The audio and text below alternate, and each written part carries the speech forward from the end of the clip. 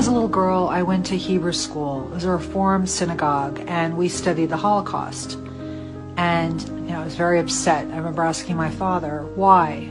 Why did the Germans do what they did? He said they were anti-Semitic, they hated Jews, and I accepted his answer and moved on with my life. But it never resonated with me because in a court of law, for example, there has to be a motive for a crime. If you kill someone, there has to be a motive. Why did they do it?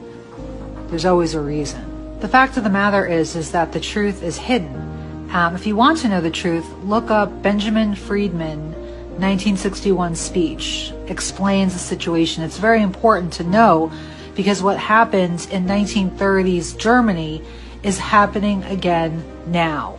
Here's a brief summary. World War I was from 1914 to 1918. In 1916, Germany was totally winning and England was considering a surrender.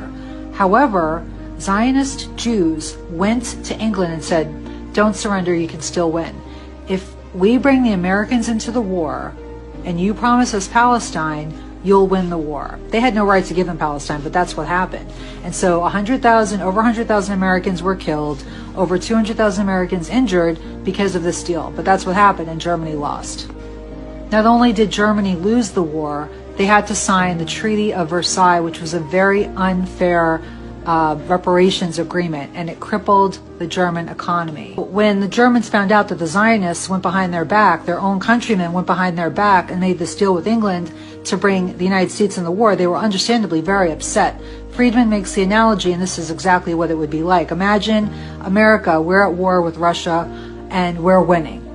And the Chinese in this country, in America, make a secret deal to have the Chinese help Russia, and then we lose the war. How would the Americans, how would we feel about the Chinese living in this country? Obviously, this didn't happen. This is just an analogy. And that's exactly how Germans felt about Jews in 1920s Germany.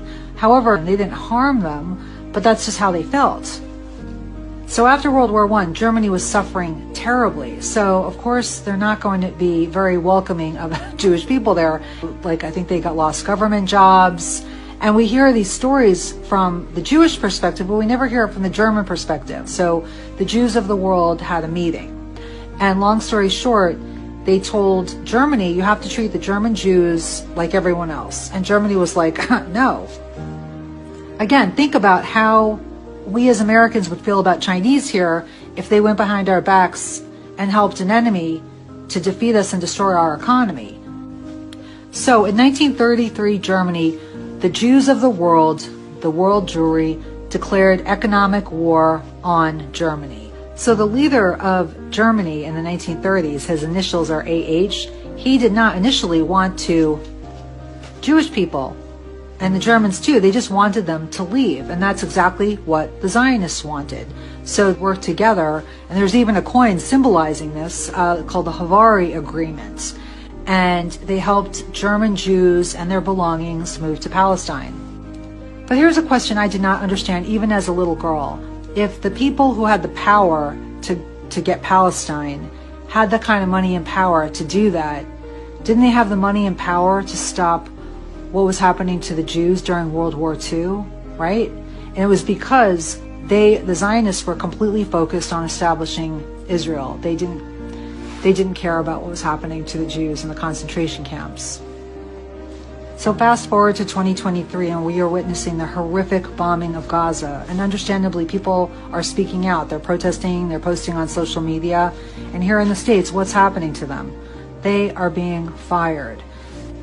So in the exact same way, Zionists lit a fire in Germany to get the German Jews to go to Palestine, the Zionists are doing the same exact thing in the United States right now. Zionists do not care about the Jewish people. The whole goal of World War I and World War II was to create Israel and destroy strong sovereign nations like Germany, Italy, and Japan, and create a one world government. And their goal is to take down the American economy. And we need more Jewish people to speak out. That's why I'm making these videos. We've been lied to about our history. You need to relearn everything and speak out because of the way that they look at the Gentiles. And if you read the Talmud, you'll know what I'm talking about. Jews have to speak out en masse. It's the only thing that's going to stop this.